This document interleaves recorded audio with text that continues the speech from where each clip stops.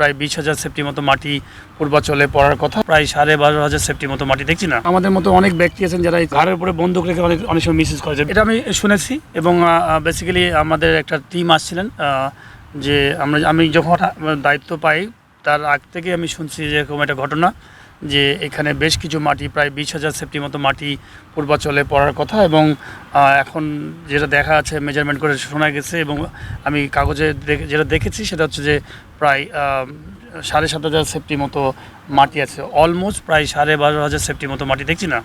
তো এটা আসলে আমাদের আসার আগেই ঘটনাটা। তো আমরা ইনকোয়ারি করছি এবং খুব শীঘ্রই একটা এনকোয়ারি কমিটি করব, বিকজ এই মাটিটা আমি এই জন্যই ইউজ করতে যাচ্ছি না এই মুহূর্তে, বিকজ এখন ইউজ করলে বা কোনো মাঠে যদি ইউজ করি এই মাটিটা আর থাকবে না, তো ডকুমেন্টসে থাকবে না, সেই জন্য মাটিটাকে ইউজ করতে যাচ্ছি না।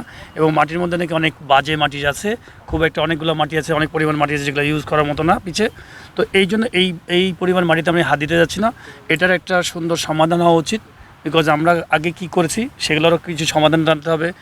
এবং সাথে আমাদের চলমান যে কাজগুলো আছে সেগুলোকে আমাদেরকে থামায় থাকলে হবে না। এবং আপনি জানেন যে প্রতি বছর আমাদের কিন্তু প্রচুর ডেভেলপমেন্টের কাজ হয়, উইকেট বানানো লাগে, অনেক কিছু বানানো লাগে। তো সেই কাজগুলোকে আমরা কত তাড়াতাড়ি স্টার্ট করা যায় সেগুলো কাজ করছি।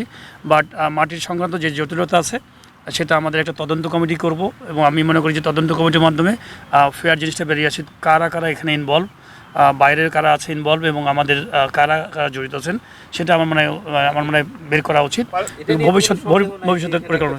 আমি এখনই বলতে পারবো না, বিকজ পুরো ডকুমেন্টস আমি দেখেছি যে 20,000 সেফটি, এবং সেখানে একটা বিশাল বড় গ্যাপ আছে।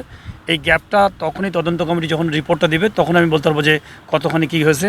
বাট খুব ক্লিয়ার একটা আমি তদন্ত চাই, যে যেন ভবিষ্যতে যেন এই ধরনের কোনো কিছু না করতে পারে কেউ। তদন্ত তো ধরেন আলাদা, আগে কারা কি করে গেছেন সেইখান থেকে তো আমি অনেক কিছু এখন ওইগুলো ধরতে গেলে আমি অনেক কিছু পারবো না।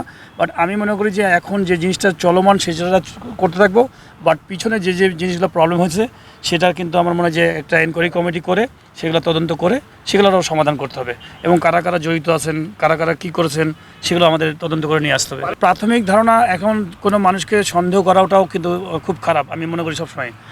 আগে প্রপার জিনিসটা জানা উচিত, যে আমি দেখেছি বিলের মধ্যে যে 20,000 সেফটি মাটির পরিমাণের ছিল, কিন্তু যখন আমাদের মেজারমেন্ট করা দেখা যাচ্ছে যে অলমোস্ট 7,500 মতো পাওয়া গেছে। তো এটা পড়েছে কি পড়ে নাই, বা কে সাইন করেছে কে করে, এই পুরো জিনিসটাকে দেখতে হবে। এবং এটা একদমই আমি মনে করি স্বচ্ছ একটা এনকোয়ারি কমিটি করতে হবে, যেন একদম পুরো জিনিসটা সিনারিওটা বেরিয়ে আসে কারাগারের মধ্যে জড়িত।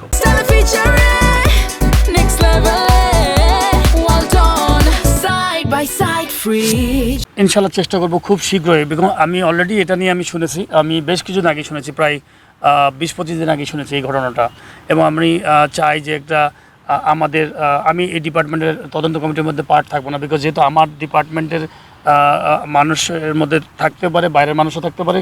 তো এই ডিপার্টমেন্টে আমি তখন তদন্ত কমিটিটা করবো, নিউট্রাল একটা তদন্ত কমিটি, যেখানে কিনা হয়তো 1-2 জন আমাদের ডিরেক্টর থাকবেন, এবং বাইরের 1-2 জন যারা কিনা হয়তো গোয়েন্দা সংস্থার মানুষ। আমি মানে ফিল করি যে এমন কিছু মানুষ রাখবো যে মানুষরা হয়তো এই ধরনের কাজগুলো করে অভ্যস্ত। তো 3 সদস্য বিশিষ্ট একটা কমিটি করবো, আমার প্ল্যান আছে। আমি প্রেসিডেন্ট মহোদয়কে দিব এবং এটা জানাবো যে 3 সদস্য বিশিষ্ট একটা কমিটি করে এটা একটা তদন্ত করা হোক। শুধুমাত্র এটা না, আমাদের হিস্ট্রিতে অনেক কিছু জিনিস আছে যেগুলো হয়তো আমরা চেষ্টা করবো ওগুলোকে সলভ করা, এবং পরবর্তী আমাদের যে কাজগুলো চলমান সেগুলো রেগুলার ওয়ার্ক করা।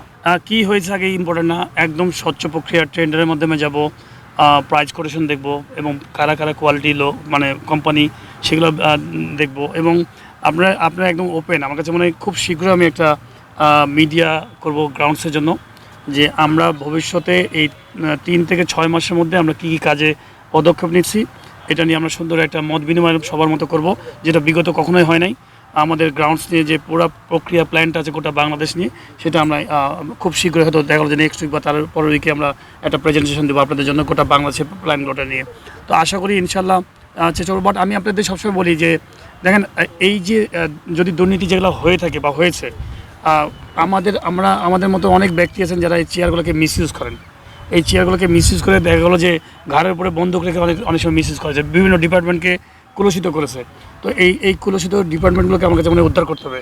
আপনি দেখবেন যে বাইরের থেকে আমরা অনেক মানুষই আসছি, শুধু খাই, মানে বিভিন্ন রকম শুধু চিন্তায় থাকে, নেগেটিভ চিন্তা, যে আমি কী করে ওখানে এই কাজটা করবো, ওই কাজটা নিবো, কী করে এই চিন্তা করবো। এইখান থেকে আমাদের উদ্ধার হওয়া উচিত, এবং আমাদের ডিপার্টমেন্টে অনেক ভালো ভালো মানুষ আছে, সৎ সৎ মানুষ আছে, তাকে সৎভাবে সুন্দরভাবে আমার কাছে মনে হয় যে আমরা যদি চালাতে পারি ইনশাল্লাহ এটাকে সুন্দর একটা গতিশীল করা যাবে এই ডিপার্টমেন্টগুলোকে।